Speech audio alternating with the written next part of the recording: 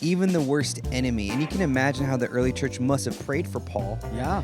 Like, oh, God, save us from him, or God, take him out like a holy hitman. Yeah. Right? But to see like God having so much grace Yeah. that someone who can be considered the first terrorist of the church is not outside the grace of God. They're astonished. They're baffled. They're like, what? Mm-hmm. And he just keeps proving that Jesus is the Christ.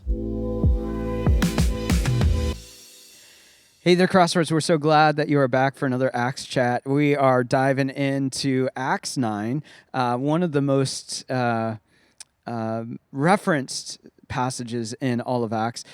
Joining me today are two incredible guys, Pastor Jon. How you guys doing? Rock and rolling. Love it. This has been such a fun time the last couple weeks, and Epi, you're doing such a great job on these resources. Yeah. Thanks, man.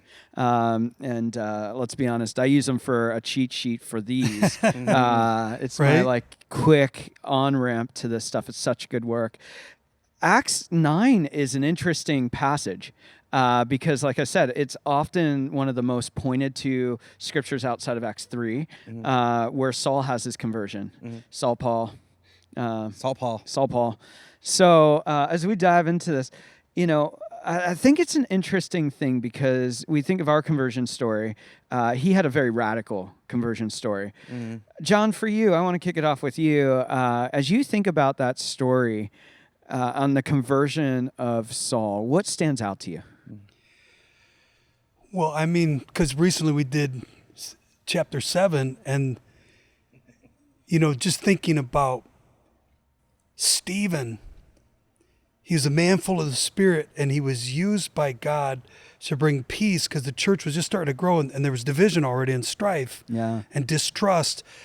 And he's a man who's just a servant, and he's humble, and he's used to bring more growth. And then all of a sudden he becomes part of this huge controversy. And when he's stoned to death, there's just this little mention at the end of the chapter. There was this guy watching the guy's coats and guarding their property who basically authorized them and approved them to kill Stephen, and it was Saul. Yeah. So it always, and the idea that Saul was a conservative, which I grew up a conservative, and so he's this conservative guy. Yeah. He knows he's right. Yeah. Been there, done that. And he's absolutely blinded by his sincerity. Yeah. But I have to think, like oftentimes we say the blood of the martyrs is the seed of the church. How did that play on his conscience? Seeing the man interceding for him while he's had him stoned to death, when Stephen's saying, don't hold this against them, Lord. They even say, they covered their ears. They were screaming, gnashing their teeth, freaking out. Yeah. And he was part of all of that. Yeah. And yet he considered himself righteous. Yeah. And now all of a sudden this conversion and of course the other part of the story I know we're going to get to, but the idea that the other hero of the story to me is Barnabas. Yeah. That everybody was afraid of this guy. He's hunting Christians everywhere. So everybody knows, watch out for Saul, stay away from that. It's like the ICE guys coming to get you, and you're Latino, they're hiding from this dude. And he thinks he's doing good, and it's not. Yeah.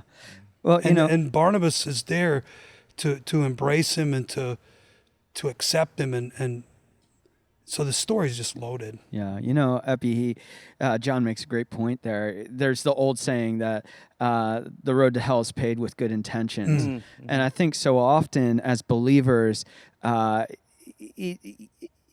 trying to do the best we can sometimes. So for you, when you see this story, what jumps out to you? For Jon, it's this Barnabas story, then also the fact that he's trying to have good intent. So what jumped out to you? Yeah, several things jumped out to me, especially as I was writing out these devotionals and taking my time just digesting, the scripture.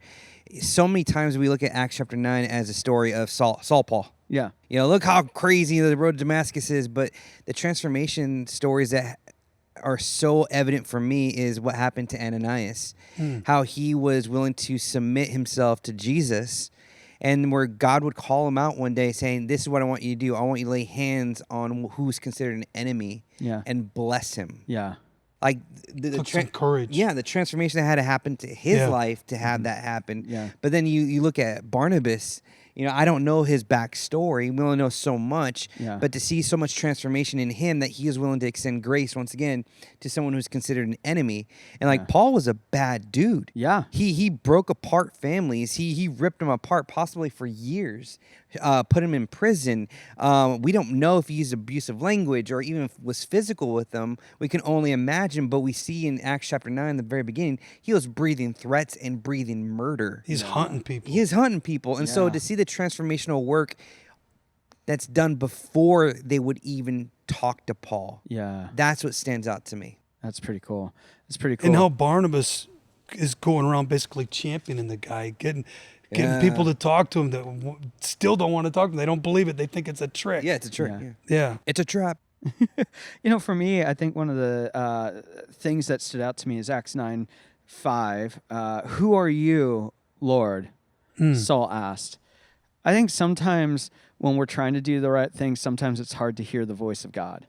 And I think even in this, here God has this very miraculous encounter, and there was still that question of is that you?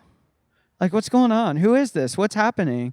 And I think in our own spiritual journey, sometimes we're trying to do some great things, but we get lost in the mix of not stopping to look to Jesus first. Yeah. I love that because sometimes we're so right that we're wrong. Yeah. We're so sure we're right. And many times in my life, I've witnessed that, been that myself. And now I love this story because it always reminds me, no matter how right I think I am, humility demands that I say, but I could be wrong, and have an openness. And what is God saying? What is God doing here? And don't assume that I'm right in my feelings and my emotion, my intensity. Because I love about Saul, he was an intense person. He was passionate. God redirected it. That gives me a lot of hope for some reason. But if I could add one more character to the story, which you alluded to, is God. Yeah. He's huge in this chapter right here, where what am I encouraged with in this chapter from looking at God's perspective is that no one is outside the grasp of God's grace. Even the worst enemy. And you can imagine how the early church must have prayed for Paul. Yeah. Oh God, save us from him, or God, take him out like a holy hitman. Right? But they were praying like that, man. Yeah, maybe. I don't know. But to see God having so much grace that someone who can be considered the first terrorist of the church is not outside the grace of God. But we know from Acts 7, Stephen, he prayed, Lord, don't hold this sin against me. I wonder when we get to heaven, what part of that will come into this story. The Lord's mercy, just waiting, looking for somebody to pray and intercede. And Stephen follows Jesus just like Jesus, Father, forgive them. They don't know what they're doing as they're nailing the cross. Stephen, as they're stoning him to death, he says, don't hold it against them. And then it mentions there's Saul. And it's that's I feel like a direct point where God's touching and revealing to us that our prayers matter because he wants to save more than we want, more than we want to see people redeemed. And it's incredible, the mercy and the grace and the goodness of God. I think one of the things here that we always focus on in this passage, the fact of the miraculous conversion. But it's immediate that Paul realizes that not only does he have to come to Christ, but Christ calls him into something deeper. He gets called into a ministry, if you will, or gets called in to serve. He gets called to be an ambassador of the message of the gospel of Christ. And I think of the fact that so often one of a couple things happens. You have a new believer that comes. They have this radical transformation. They're excited. But so often in the church, we kind of go, whoa, you got to slow down. But that's not what we see here. We see an immediate launching, an immediate, hey, you got some stuff to still work out. I don't think Paul was his sanctification wasn't there. He still had some stuff. But I think it's a good model for us to say maybe we're underestimating those who have come to Christ, and that maybe how can we approach differently as leaders or people that maybe have been believers for a long time. Epi, how do we approach doing a better job of stewarding those new to the faith? Just adding to what you were saying, though, too, these chapters, even though it's 28 chapters, these take place over years. Yeah. Decades. And so like some commentators are saying Acts chapter 9 takes over 3 years. Wow. Yeah, and so that's where you have where Paul's let down by the basket, and then he's gone for 10 years. It's crazy, but like for us, it's just the next verse. Yeah, and so like but also adding to what you're saying too is what we can do to set people up in the sense of like the gospel is not a get out of hell ticket. Yeah, it's not a one and done. Like I'm going to accept Jesus and then I'm going to wait to die. Yeah, and then I'm going to get the proceeds or the benefits of it. But as pastors, as proclaimers of the gospels, as ministers of reconciliation, right? We're telling people, hey, you can have heaven on earth right now. Yeah. Where you can have access to a holy God, that you can be empowered by His Holy Spirit today. Yeah. Right, and that you can actually be part of a kingdom that is led by this amazing king, and we can live with that awareness today. That changes everything. More than just a consumer gospel. Yeah, I love that. I think these verses I just want to read as you're saying that, because it just puts a picture of the transformation. It's in verses 20 through 22. Saul spent several days with the disciples in Damascus right after he converted. At once he began to preach in the synagogues that Jesus is the Son of God. All those who heard him were astonished. I love that word. They were astonished and asked, isn't he the man who raised havoc in Jerusalem among those who call on this name? And hasn't he come here to take them as prisoners to the chief priests? Yet Saul grew more and more powerful and baffled the Jews. I just love that, right? They're astonished, they're baffled, they're like, what? And he just keeps proving that Jesus is the Christ. Yeah. What a transformation. Yeah. But I love what you guys are saying, though. Like, it is a transformation, but nowhere in chapter 9 do we see that there's converts from what Paul has done. Yeah. He can argue, which is great. Yeah. He can argue until he's blue in the face and be casted out, but we don't see that conversion ministry happening until years later. Yeah. And so that transformation doesn't happen overnight.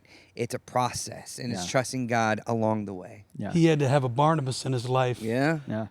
And an Ananias. Yeah. And a Peter. Yeah. Yep. So good. Well, we could talk about this for hours, but I want to go ahead and just say thanks for tuning in. Go deeper into this word. Go deeper into what God is saying, because this is a great model of you are called. You have more to offer, that God has more things for you. And so I hope that you're encouraged and challenged to go deeper into the things of God and to find Him. If you haven't already, subscribe to this, like it, follow along, and make sure to tune in next week as we go into, wait for it, Acts 10.